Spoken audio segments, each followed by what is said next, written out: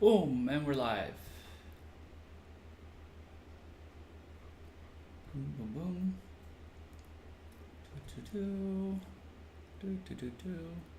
What's going on, everybody? Welcome to VKH Live. I'm your host, Jeff DeWitt. Can you hear me and see me? How's everybody going? How's everybody doing? How's everybody going? How's it doing?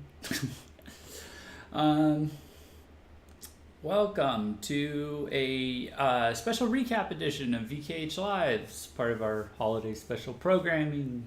All of our links for that are in the description. The links to vote for ranking releases are now up, and they are also in our holiday stream schedule article now. So this Saturday we're going to be ranking 4 different artists, so you should definitely check that out. But tonight we're doing some record label recaps, starting with the GOEMON Records bands. So I've got my Apple Music pulled up.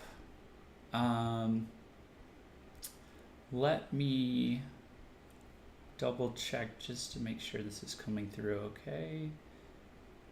Oh, I'm getting a good from YouTube finally. That's rare. I swear to God, this site's been in panic mode or mental breakdown mode the last several days.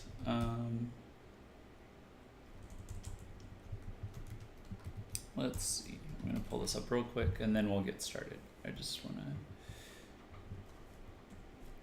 make sure I'm not streaming into a brick wall right now. I would have been confident I wasn't before the beginning of this week, but you know, things happen. Lives are destroyed.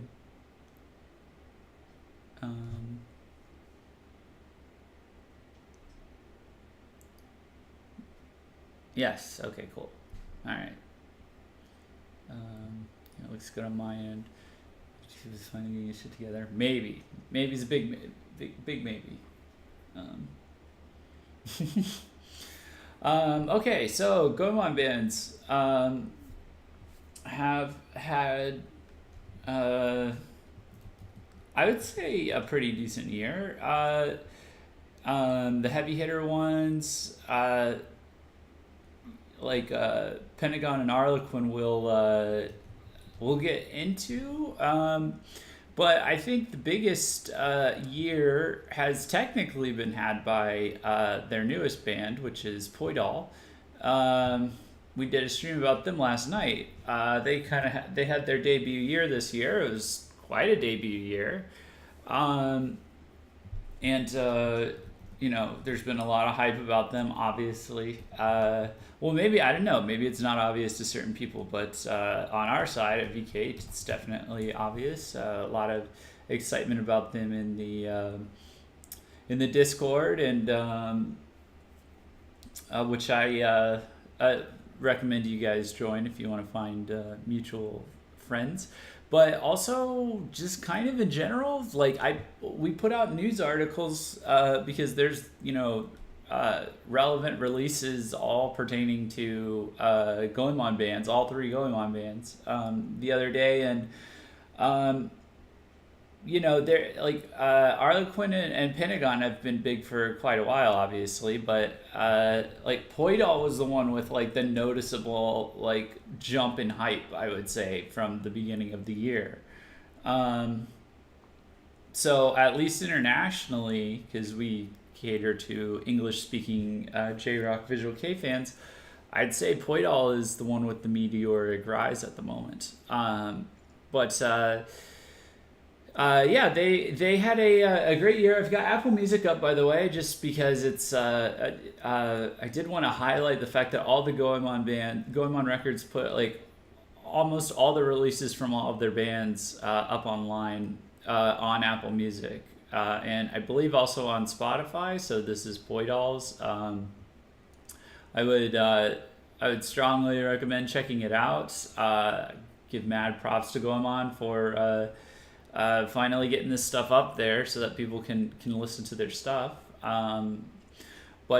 Yeah, so talking about POIDOL, so we did do a stream about them last night, the POIDOL Power Hour, that you guys should check out to get more learn more about them as a band and their music and stuff. But they really are like I would call them overclocked Kira Kira K, in that it's like something. If you wanted to relate it to something, it might be something like Roy's, but then if you look, it's like more energy, it's more digitized in the look, if you can see, and in the art, obviously, and then also like the sound is it's hyper upbeat, hyper driven, hyper energized, and kind of has this like hard rock kind of strong undertone that you might hear from a band like Kodomo Dragon, where it's like they are very, very bright and poppy for the most part, but you can definitely tell they have the distinct ability to like kind of go a little hard and heavy if you want, but then change right at a moment's notice back to something like really upbeat and engaging. So I would actually call GOEMON records in general, I'm starting to call them like the overclocked version of BP records, because it's indie bands they're starting to follow a similar format, because you're starting to see them all get on similar release schedules, which was a BPR thing for a long time. And then there's similar sounds, I would say, with some of the bands. Definitely enough diversity to make them distinct. Like POIDOL is kind of like its own crazy little lightning in a bottle thing at this point. I was at one point, when they were about to debut and putting out like their B-sides in lyric video form, I was like equating them to almost like a lightning struck version of Kodomo Dragon. And then when they put out the A side for their debut single Sapphire here, I was like, well, that sounds like, that reminds me of like a lightning struck version of Roy's, and it's been like that, everything in between. And I would say, because it's like their youngest band, it's kind of like they were getting them and filling the role of like a Kodomo Dragon, but they seem to be much better at being like versatile and jumping around and with like the energy, at least in their song, than like your average freshman band on a record label might be, because they didn't stick necessarily with like the harder sound that that caught my attention in the lyric PVs that they uploaded prior to the release of their first single and their debut, with Eureka, or they pronounce it like Erica. They kind of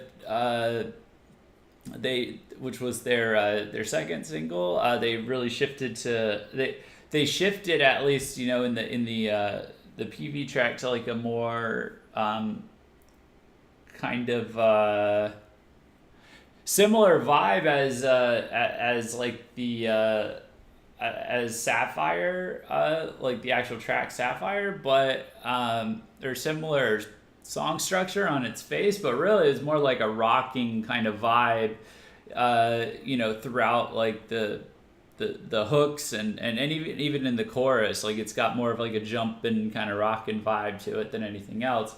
And then Aqua Blue kind of shifted back in more of a direction of like hyper Kira Kira K, and kind of focused on like being as glamorous, as almost digitally glamorous as possible, I would say, in their especially in the PV. And that's another thing, is the PVs for these guys are top tier in terms of like editing and like video quality.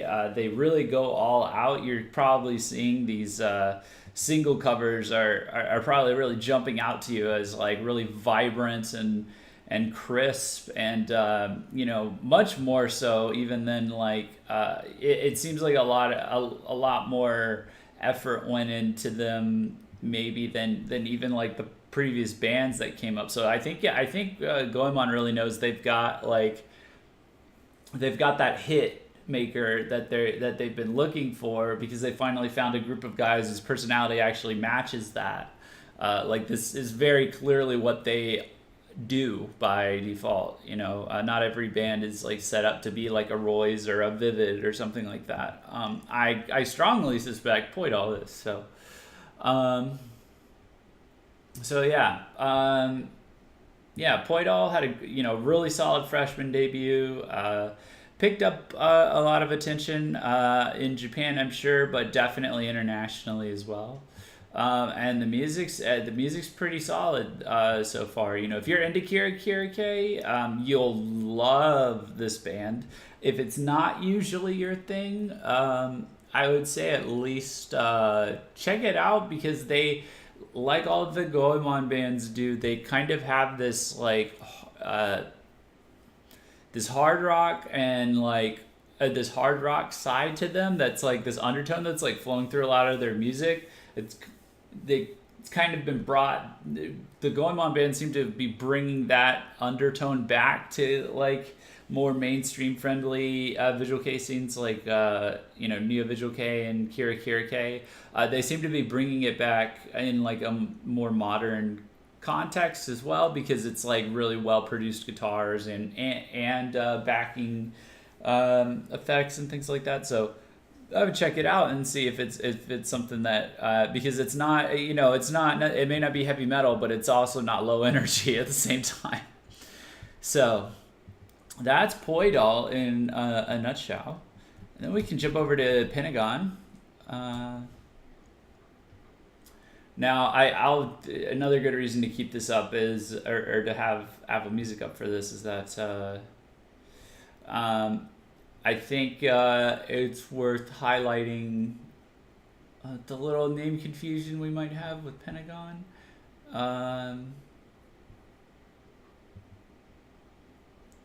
So I may have clicked on the K-pop group one, unless they've been able to separate themselves.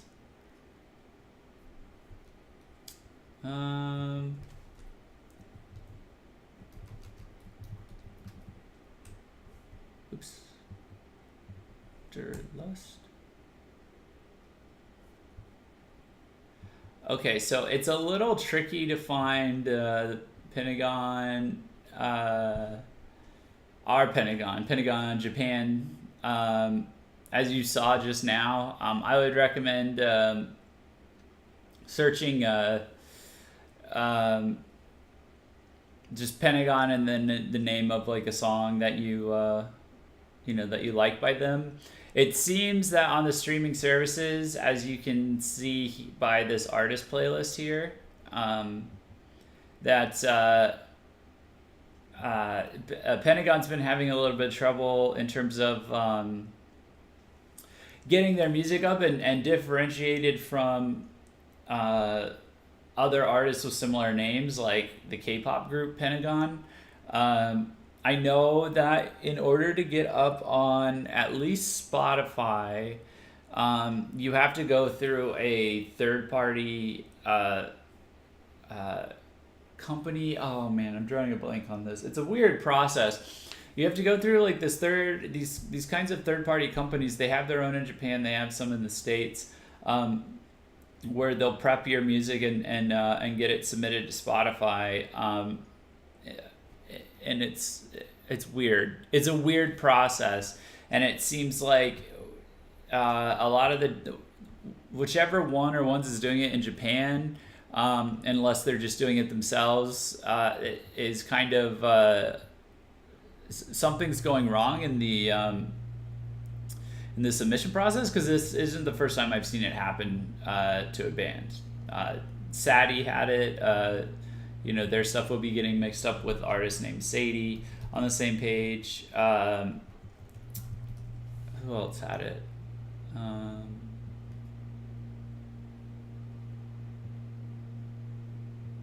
Let's see.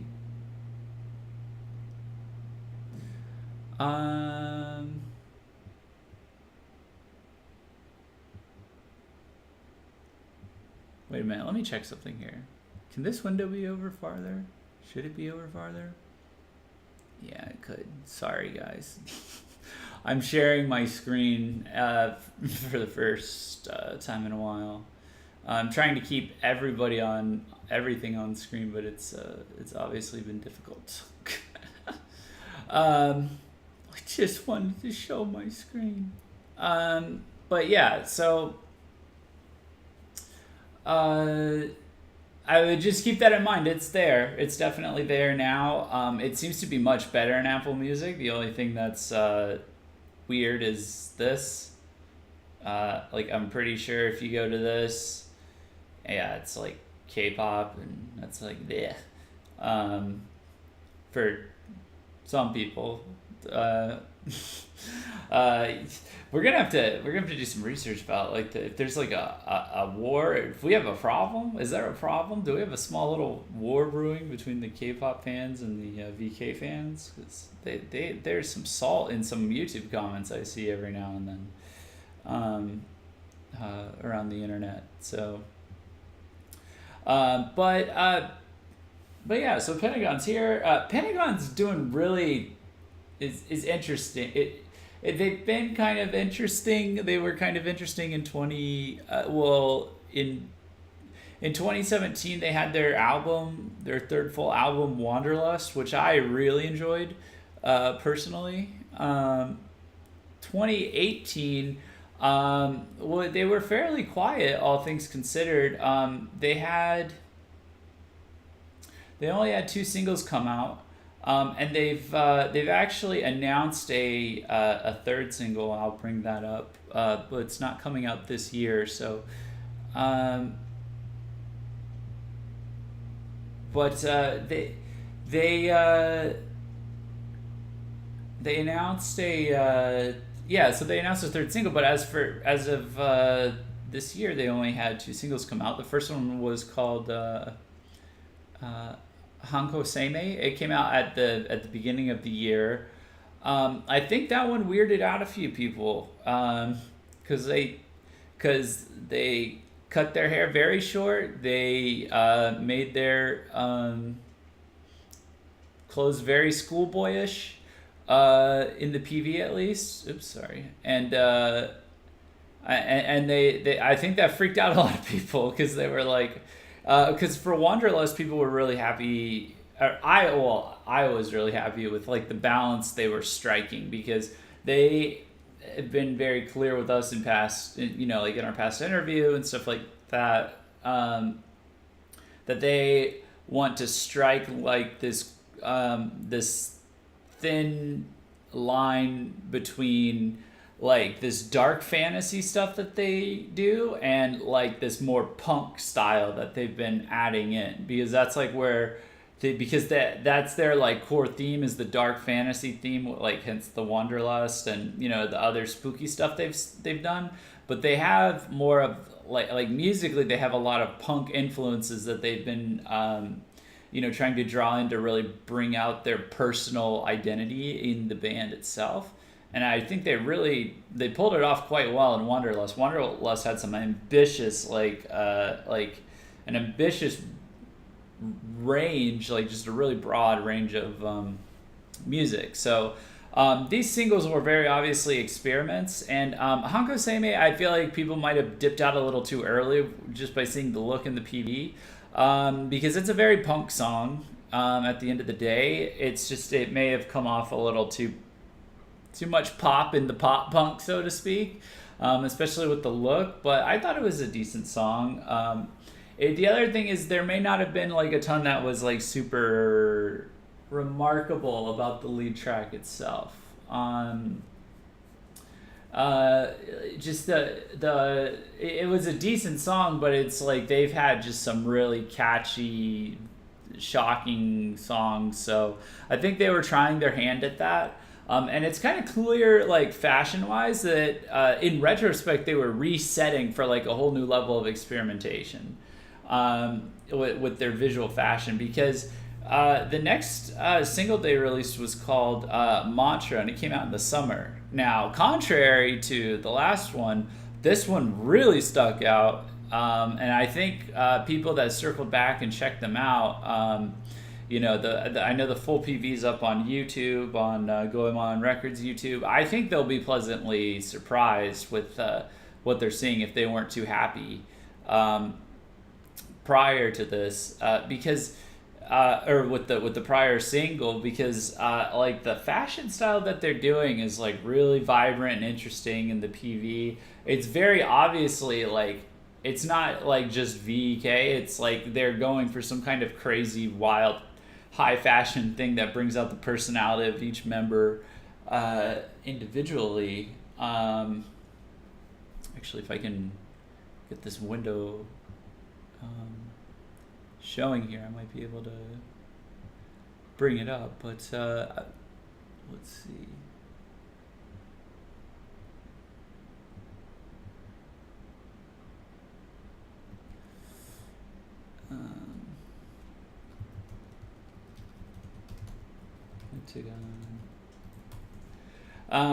But and the song itself was awesome. Like it was almost like this badass homage to like the reggae punk sound of Sim, but then combined with yeah,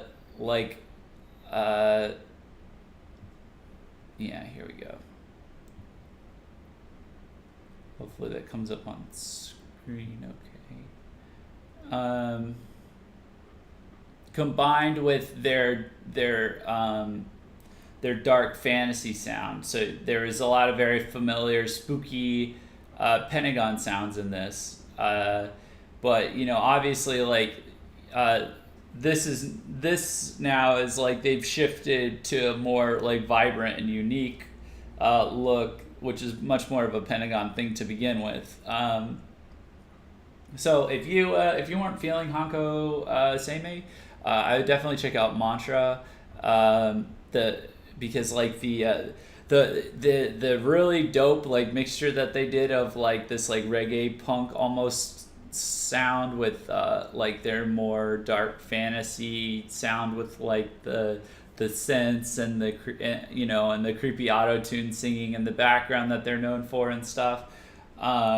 It was you know, it was a pretty cool experimentation. I still listen to that single a lot personally. It was very enjoyable. I'd say the hook after the chorus is really nice, like the one that they end on. Yeah, it's pretty solid. Yeah. So this is what, you know, they're all looking like for that. And it's very clear that this is like the kind of like, it's like some kind of, you know, I don't know if we want to call it chic K or something like that, because they're continuing to really like kind of take like, I don't know, you know how like Takeru is now doing Sleepyhead, and it's like, you know, he doesn't look uniformly visual K, and he refers to his brand as almost like street gothic, and it's like just like it's like this his own personal take on like that kind of fashion that's kind of evolved out of that. Well, that appears to be like the kind of thing Pentagon's doing, but like a crazier version. That would still fall squarely under VK, obviously, but it's just it's getting wilder and wilder, and obviously like distinct from like, you know, the VK tropes that they might have been adhering to before that, because this is what they look like now. So they've announced an upcoming single called Culture Shock that based on the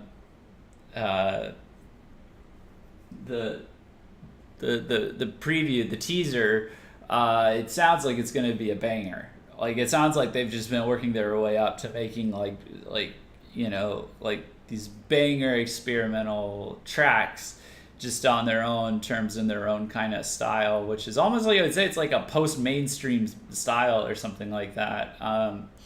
So, because it's like, it is like, you know, you're seeing like high fashion stuff, but it's like blown out of proportion or like set into overdrive, you know, in their look.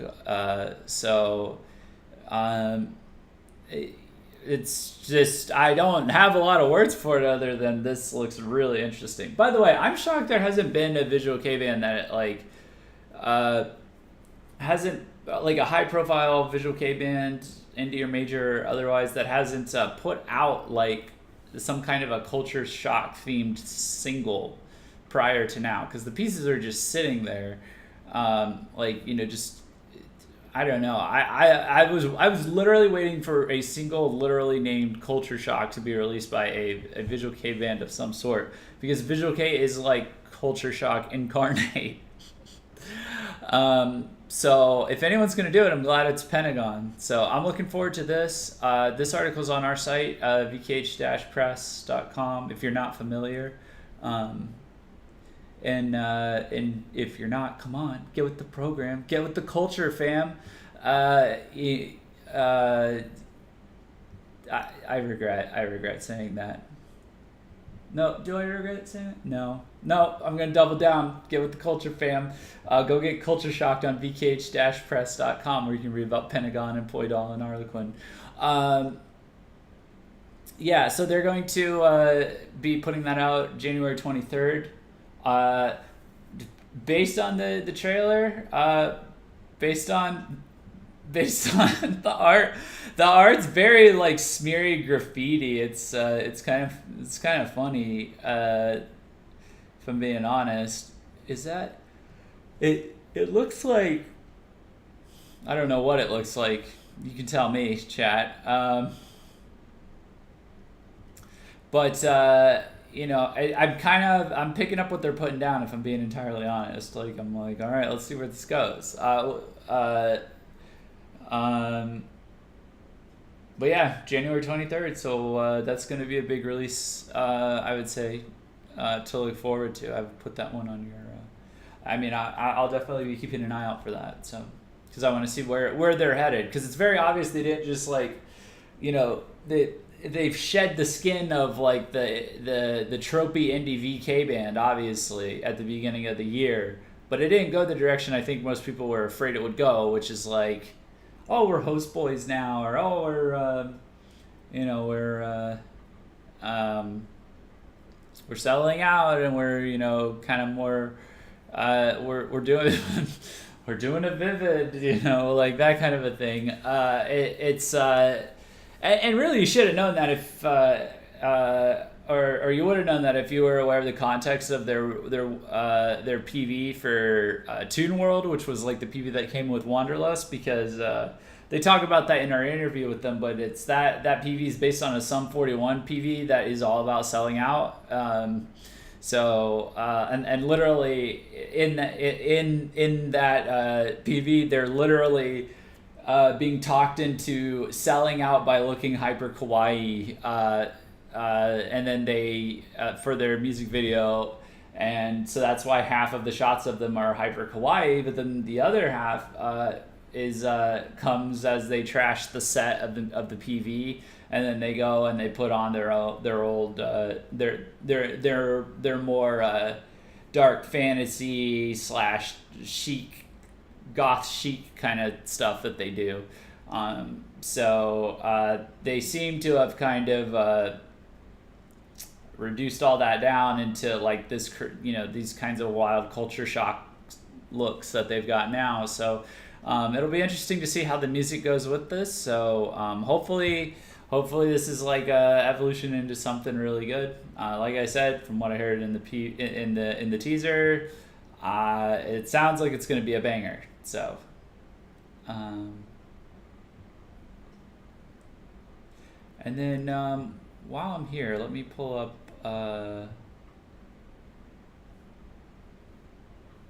my guy's Arlequin. So Arlequin, do we have anything towards? back here. Yeah. Arlequin's been some busy boys as well. I have to pull up exactly. I'll keep this up here for now, but let me pull up in Apple Music where they're at.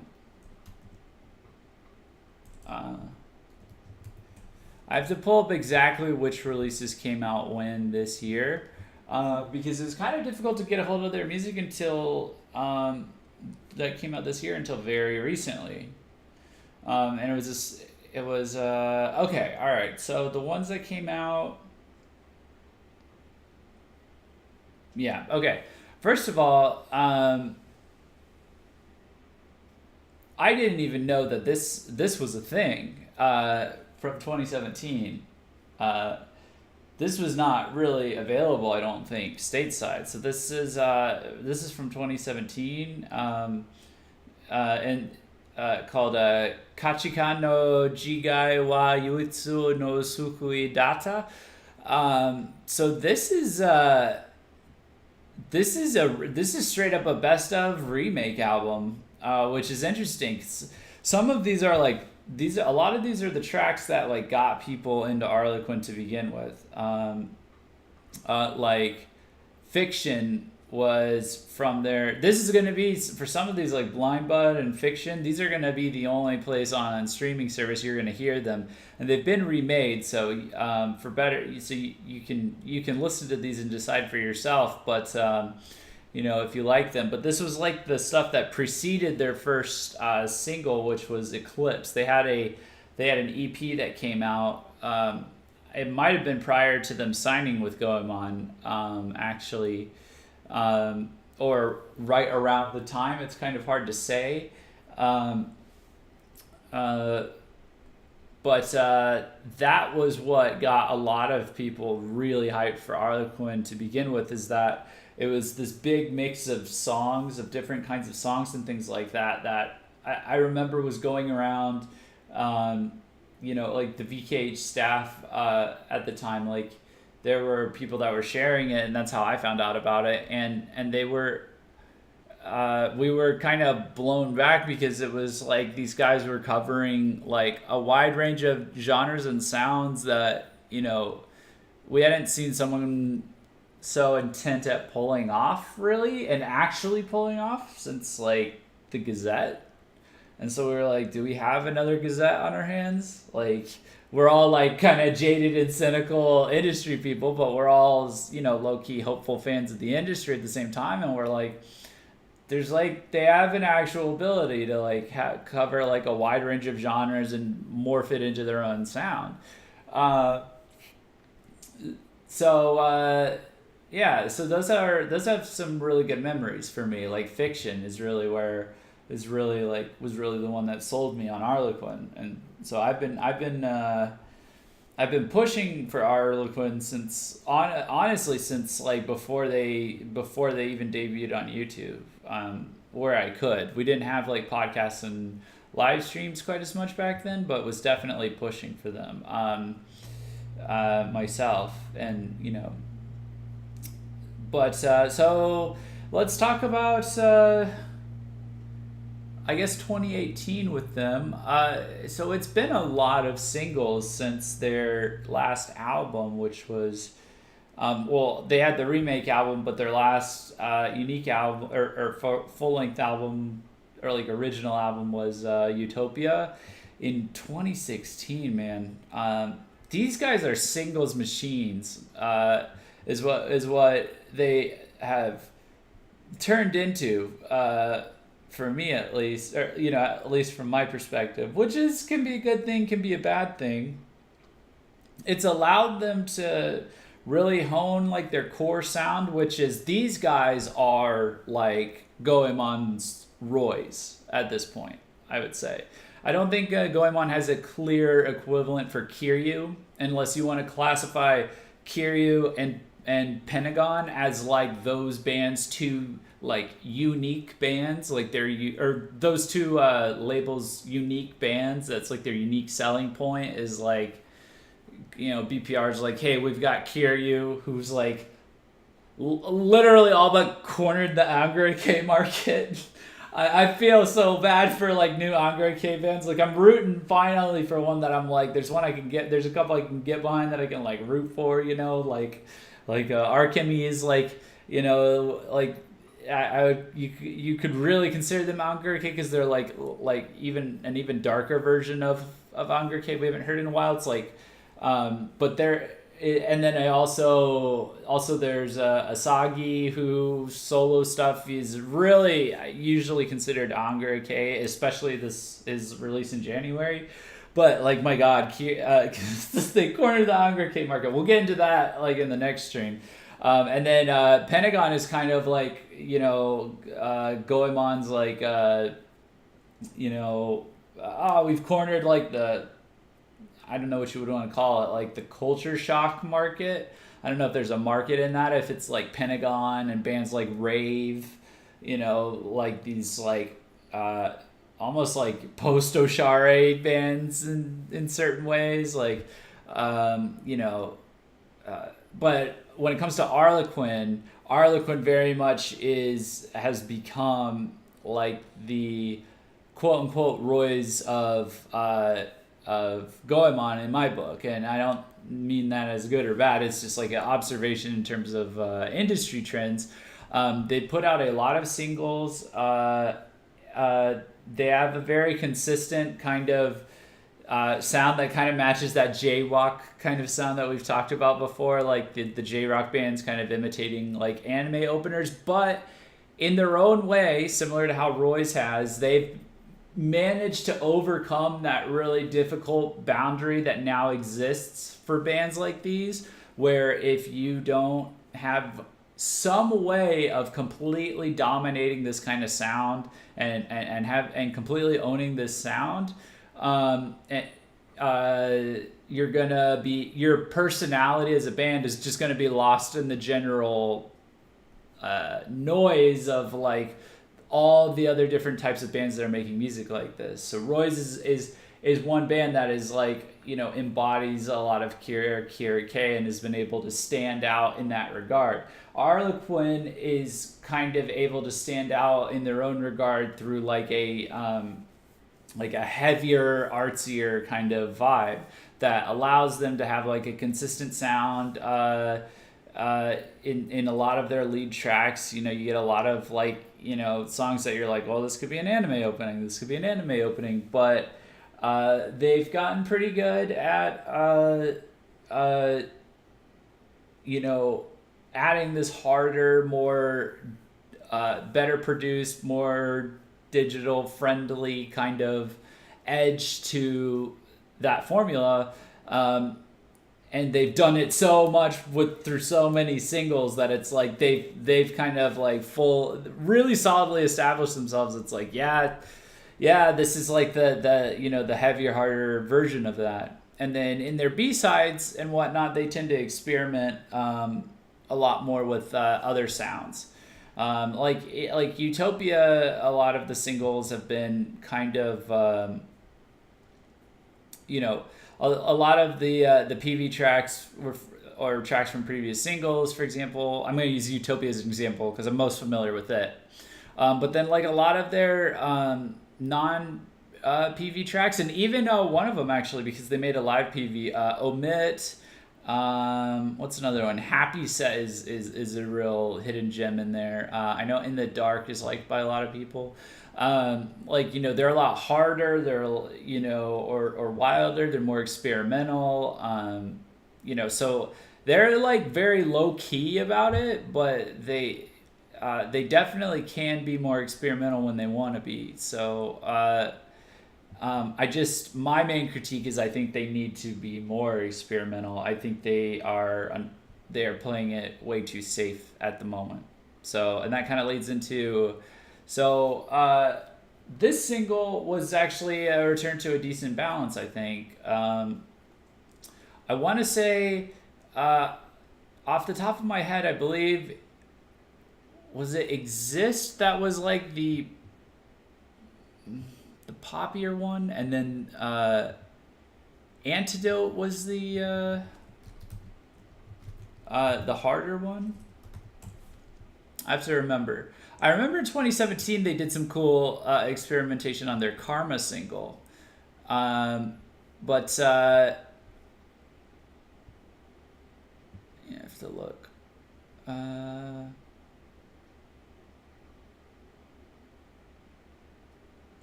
I know there was a good balance on this single. This single had good balance. I'm gonna be uh, revisiting this one probably a bit more in the future as well, because I want to kind of get even more context for when their upcoming single comes out. But I do remember I did go through this when it came out a while back, and there's decent balance in this one. It was hard to follow because the PVs weren't up on online, the full PVs, which was a little strange for Arlequin, I would say. And then they had Bless, which was an EP that came out. This was also another weird thing where I think Arlequin might have been hurt the most by the weirdness with the digital distribution stuff that's been happening, because like almost none of their stuff has been very easily available, and then like their PVs themselves have not actually been all that widely available, at least through the official YouTube channel. They've been doing the whole PV, the partial PV thing for a while, and I think it's become very obvious to a lot of bands, at least on smaller labels like Zaza. A lot of the timely bands I've noticed that had switched to that they switched back because we'll see if Dataroma switches back, but Zaza seems to have switched back because they like their views like die when they do this. So just stop doing it. I'm not even gonna I'm not even gonna sugarcoat it anymore, because it's very clearly a reality. It's not like up to me. It's not my opinion anymore. If you are putting music videos out through YouTube and then you switch to a PV preview format where you only show part of the PV, and then the rest of it is like a PV preview, or a single preview or release preview, but you cut off the PV, you're gonna lose views, like big time, really lose views. And if you're gonna do that, you need to do it in a separate video. Otherwise, you're shooting yourself in the foot. I've looked at the stats. I've looked at these channels, and wow, do you lose views? If you never did it to begin with, it's one thing, but if you try and switch to it, the differential is like wow. But anyway, so they had this EP come out called Bless. The only one that was available in the States was REM, and it was on iTunes. And as you can see, I haven't downloaded I'll go ahead and I'll download it after stream. But I had, as you can see, I haven't re-downloaded this through Apple Music, but I did download it through iTunes. I bought it on iTunes, and I thought it was decent. The thing with Arlequin is that like a lot of this stuff, I mean, I guess I'll have to go back through and maybe double check, because I'm really trying to hold out for hope for this band, man. And I don't want to be a downer because about them too much, but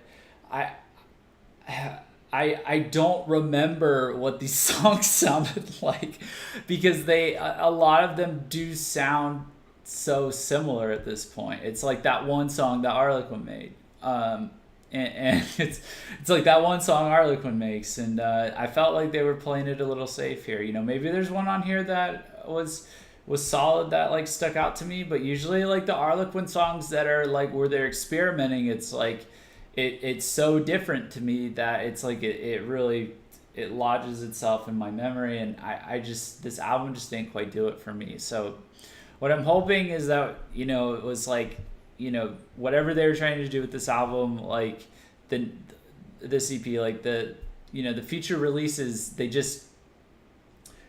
really need to it's time. It's like really time for them to start taking some risks, like some more serious risks as a band, because it's been a couple years. They put out like dozens of singles at this point, I think.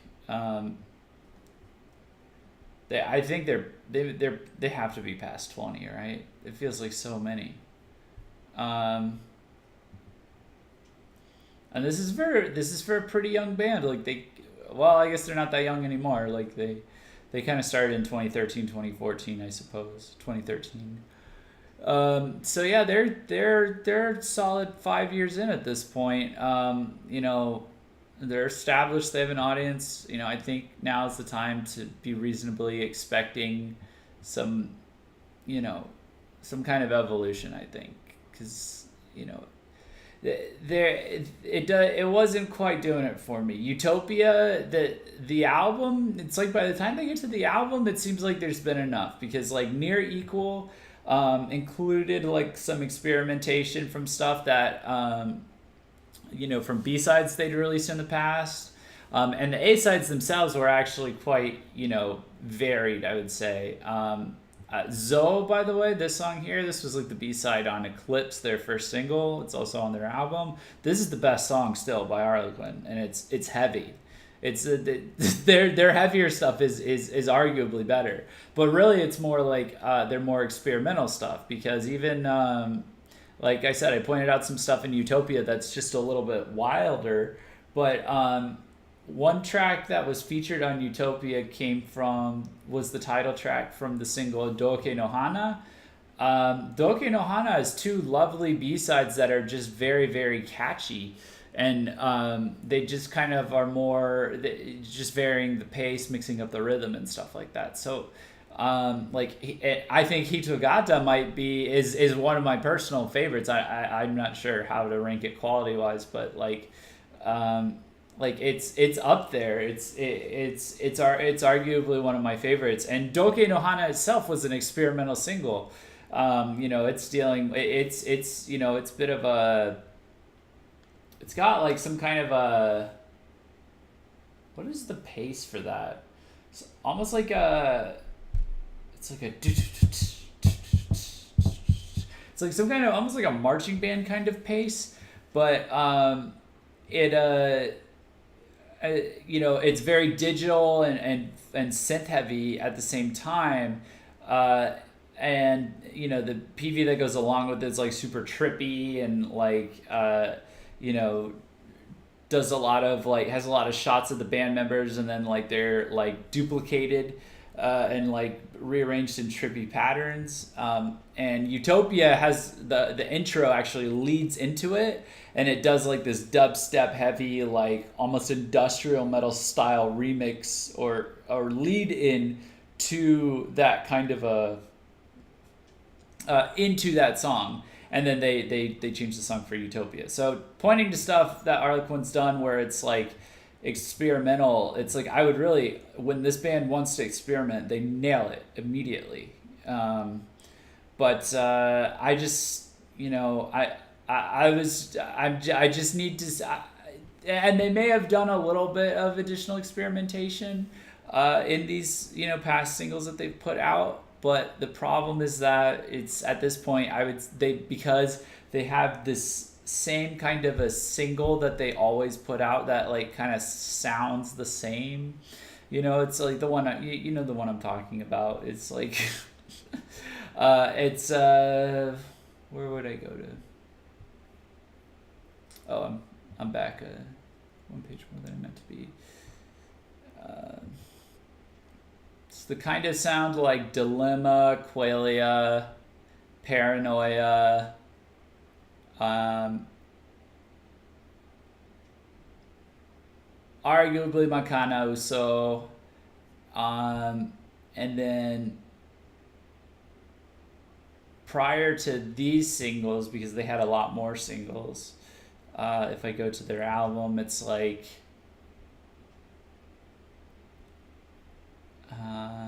those were all if you go to their first album, it's stuff like Eclipse, Hakana, Stella, the very banger, anthemic, anime core kind of song where it's heavy, but it's it always comes to this catchy chorus song, and if that's your thing, that's fine. But the thing is, there's a lot of bands that are doing that, and if that's all you've got, it's not enough for a lot of people. And I think that's why Pentagon started to really overtake Arlequin in popularity, is that Pentagon does things that you could argue are much more like risky or like flirting with the mainstream, if that's like a serious problem or concern of yours. But people like them more because they balance it out with like, a bunch of other crazy stuff, and at the very least they're like mixing it together a lot. So I only raise it as an issue because I've been rooting for this band since day one. So I know that they can do that when they want to. We will we'll see what happens in the future. They have announced a single, and it is called. Where's my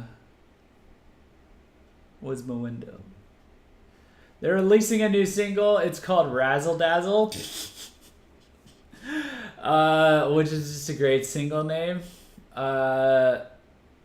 We'll see what that's like, but I don't need them to make like a heavy song. I genuinely mean like, if they want to make something more I genuinely mean like something more experimental. So it's like if they do a jazzy song, that I'll count that. That's basically what that one B-side on Doke no Hana was, that I was like giving praise to. But it looks like a jazzy vibe or something. This reminds me of I don't know if this reminds me of like their Doke no Hana look, and also sort of jazzy or trippy. So I've seen this vibe from them before, and then I liked what came after, so we'll see.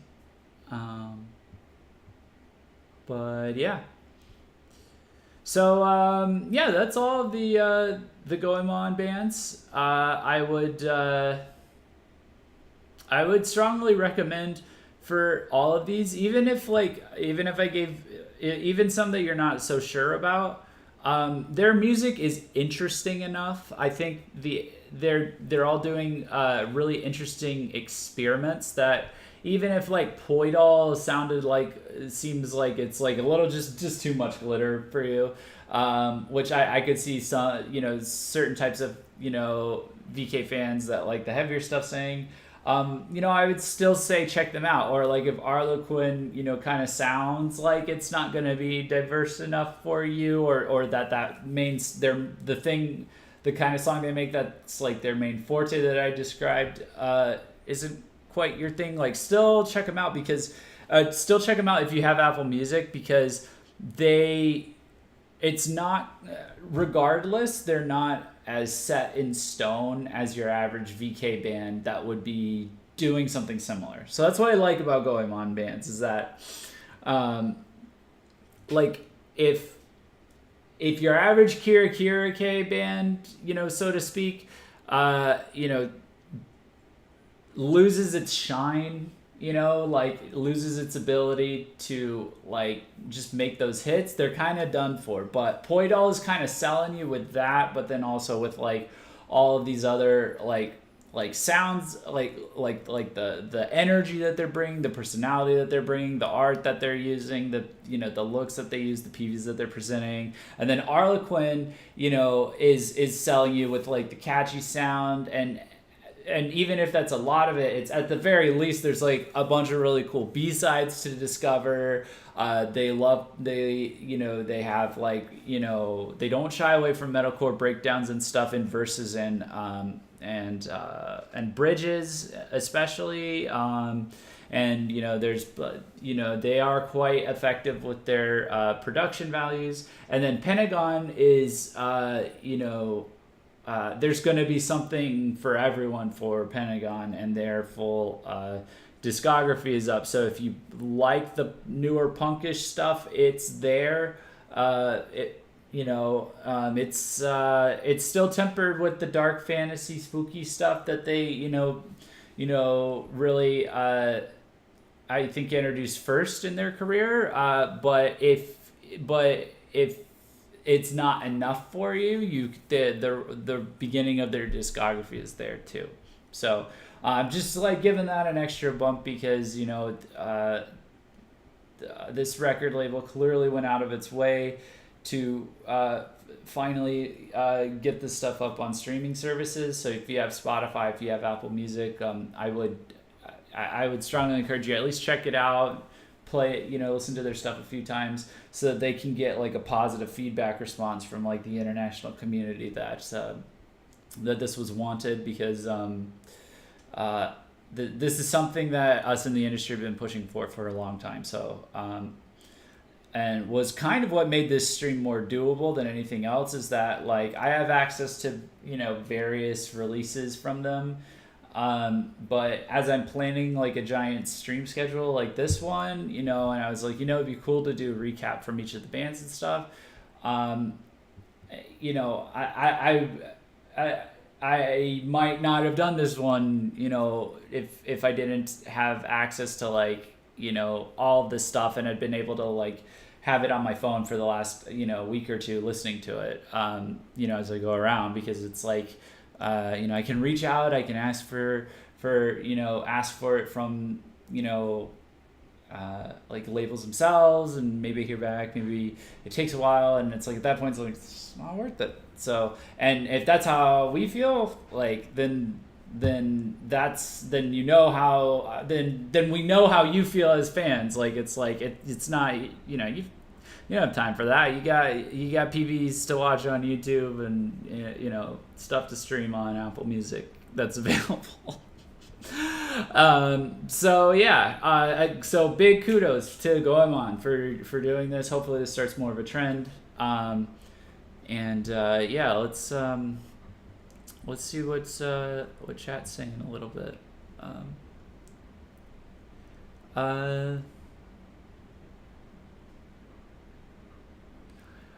Victoria says I still have to properly check out POIDOL. I'd give them a shot now, especially like they're a quick listen too. Like it's just some quick singles. You'll find. I found my tracks that got me hooked for sure. And I'm saying this as someone that it's like it takes a lot for a Kira K band to get into my head, but they did.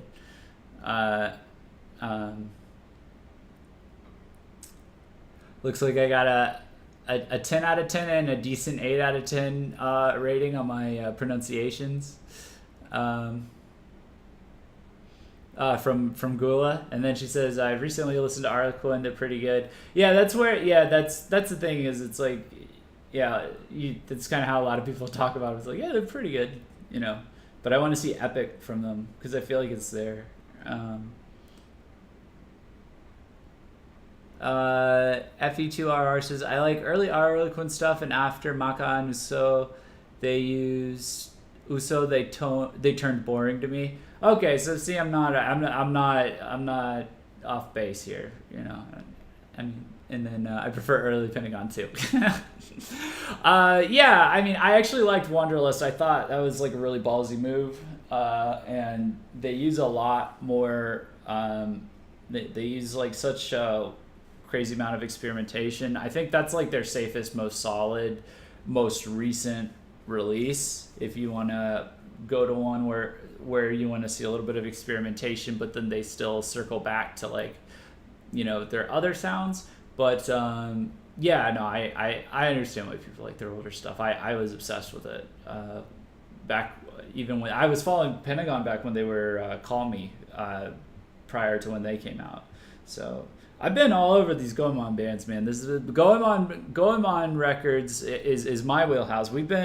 Is our wheelhouse at VKH especially. We've been following them since forever. We've been following them since they had Realize on them on their